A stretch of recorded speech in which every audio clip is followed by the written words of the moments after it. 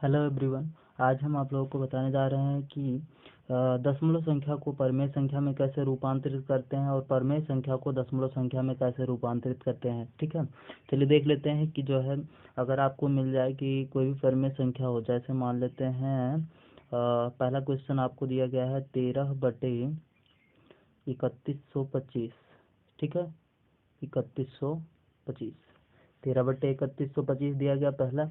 और इसी को आपको जो है दशमलव संख्या में रूपांतरित करना है। तो आपको जो है पिछले वीडियो में हमने बताया कि जो है आप इसको आसानी से कर सकते हो। तो आपको करने के लिए क्या करना, इसको दशमलव संख्या में रूपांतरित करने के लिए आपको करना होगा इसके हर का गुणनखंड। ठीक है, जो आपका हर है वो कितना है, 3135 है, और इसका आपको क्या करना है, गुणनखंड करना है, सॉरी 25।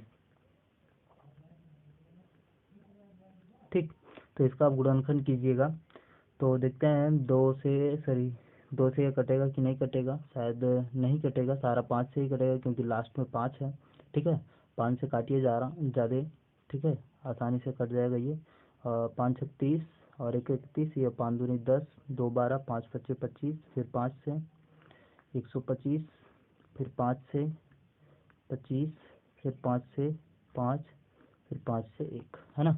तो इसको हम क्या लिख सकते हैं, 13 और बटे 1 2 3 4 5 बार 5 लिख सकते हैं, 5 × 5 × 5 × 5। ठीक है, ये आप इसको लिख सकते हो।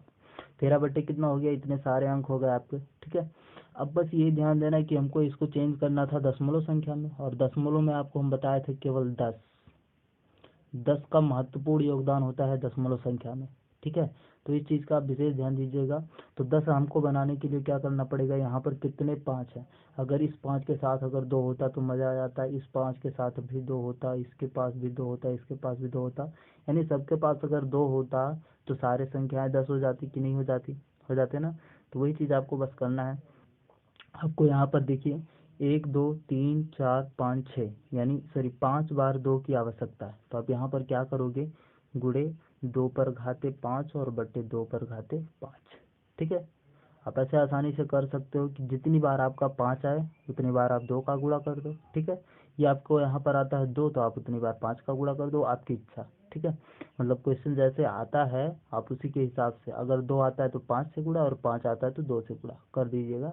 आपका हर जो होगा वो 10 के रूप में कन्वर्ट हो जाएगा, और 10 के रूप में कन्वर्ट होते ही आपका जो है परमेय संख्या से दशमलव संख्या में रूपांतरित करना बहुत ही आसान हो जाता है। चलिए देखते हैं क्या हो गया यहाँ पर। तो हमने इसको किया 13 और गुणे 2 पर घाते 5, मतलब कितना, 32, 2 दूनी 4 दूनी 8 दूनी 16 दूनी 32। ठीक है ना, इतना हो गया आपका। और बटे ये क्या हो गया, 2 के साथ, यानी इसको हम लिख सकते हैं 5 × 5 × 5 और गुणे 5 × 5। इसको भी 5 बार लिखना होगा, 2 × 2 × 2 × 2 और गुणे 2। ठीक है, इतना सारा हुआ आपका। तो 1 5 इसके साथ, 1 5 इसके साथ, और ये सारे पेयर बना लिए अपने आप में। ठीक है, तो 5 का गुणा 2 में हुआ 10, यानी इसका भी 10, इसका भी 10, इसका सारा का 10 कंप्लीट हो गया। अब 32 × 13 आपको करना है। तो 13 दूनी 26 के 6 हासिल 2, और 13 3 39 और 2 41। ठीक है, 416 और बटे 1 10 गुणे 2 10 गुणे 3 10 और ये 4 10 और ये लास्ट 5 10। टोटल 5 10 आपके हो गए। ठीक है, ये 5 10 आपके कंप्लीट होते हैं, तो इसका मतलब इसका गुणा आप करोगे तो ये क्या हो जाएगा, 416 और बटे 5 बार। ठीक है, 1 2 3 4 5 बार 0 आपका लग गया। ठीक, अब आपको क्या करना है, बस सिंपल ही, कुछ नहीं करना है आपको।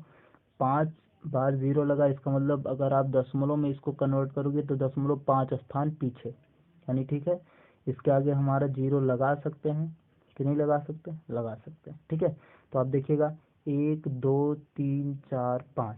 ठीक है, तो यानी 0.0000416, ये हो गया आपका आंसर। ठीक है, तो ये था बहुत ही आसान। ठीक है, आपको क्या करना है, बस खाली हर का क्या करना, गुणनखंड करो। हर का गुणनखंड करते ही आपको पता चल जाएगा कि उसमें 5 का गुणा करना है या 2 का गुणा करना है। ठीक है, तो 5 का, अगर इसमें 5 आया सारा तो कितने 5 आया उतने 2 से आप गुणा कर दो। ठीक है, आपका हो जाएगा तो यहाँ पर 10 कंप्लीट हुए, 10 यानी 2 के साथ 5 के साथ 2, 5 के साथ 2, 5 बार हो गया, तो मिला के 5 बार 10 भी हो गया। इसका गुणा हमने किया तो यहाँ पर हो गया आपका कितना, देखिए जरा 10, 1 लाख हो गया, ठीक है ना। तो 1 लाख का अगर हम 416 में भाग देते हैं तो कितना आएगा, 2 जीरो बैक हो जाएंगे और यहाँ पर क्या हो जाएगा 416, मतलब 5 अंक पीछे आपको जाना है। तो अंक यहाँ पर तो दिखाई नहीं दे रहे, 3 ही अंक थे, तो 2 अंक हम पीछे दशमलव का ले सकते हैं कि नहीं ले सकते हैं, आसानी से ले सकते हैं, ठीक है। तो आप ध्यान दीजिएगा, इस क्वेश्चन को जो है आसानी से आप कर सकते हो, ठीक। चलिए जो भी हो, अगर आ गया हो तो दूसरा क्वेश्चन देखते हैं इसके पीछे हम, ठीक है। दूसरा हमको मिल गया है क्वेश्चन जो है दशमलव संख्या को परमेय संख्या में रूपांतरित करना, ठीक है। दशमलव संख्या को परमेय संख्या में रूपांतरित करना। जैसे हम मान लेते हैं कि कहीं दिया है 43.1234, इतना दिया गया है मेरा, ठीक है। अब आपको क्या करना है, इसको परमेय संख्या में रूपांतरित करना है। सिंपली आपको कुछ नहीं करना है, परमेय संख्या में रूपांतरित करने का आपको पहले से तरीका पता ही है, ठीक है ना। इसको आपको चेंज करने में कोई दिक्कत नहीं होगा। आपको क्या करना है, दशमलव के बाद जितने अंक हैं उतना आपको क्या करना है, 0 लिख देना है। 4 अंक थे दशमलव के बाद, तो 4 जीरो आपने लगा दिया और उसके बाद एक दीवार खड़ा कर देना है, क्योंकि 0 अगर इधर आ जाएगा तो दिक्कत हो जाएगा, अगर दीवार लग जाएगा तो 0 इधर नहीं आ सकता, ठीक है। आपको बस क्या करना है, यहाँ पर जो भी कंप्लीट हुई संख्या वहाँ पर आपको सेम दैट कॉपी कर देना है यहाँ पर नीचे, ठीक है। तो आप देखिएगा ध्यान से फिर से, क्वेश्चन जो मेरा था 43.1234 था, ठीक है ना। तो आपको क्या करना था, इसको परमेय संख्या में रूपांतरित करना था, और इसको परमेय संख्या बनाने के लिए आपको क्या करना होगा, देखिए जरा। तो हमने यहाँ पर बताया कि दशमलव संख्या, जो दशमलव दिखाई दे रहा है आपको, उसके बाद जितने अंक हों पहले आप उतना 0 लगा दो, ठीक है। तो यहाँ पर 1 2 3 4 संख्याएं थी, तो 4 जीरो हमने रख दिए, ठीक है। उसके बाद 1 1 लगा दिया हमने, एक खड़ी पाई खींच दी, या एक जिसको बोलते हैं, ठीक है, 1, आप उसको लगाओगे, ठीक है। आप इतना, जैसे कि 10,000 कंप्लीट हो गया, अगर आपका यहाँ पर 5 या 6 7 जितने भी अंक होते उतना 0 आप लगा दो, उसके आगे 1 आपको लगाना पड़ेगा, ठीक है। आप जैसे ही ये कंप्लीट करते तो ये कंप्लीट हो गया हमारा 10,000 क्वेश्चन के हिसाब से, ठीक है। तो 10,000 आप अंश में लिखे हो तो 10,000 जो आपको हर में भी लिखना पड़ेगा, ठीक।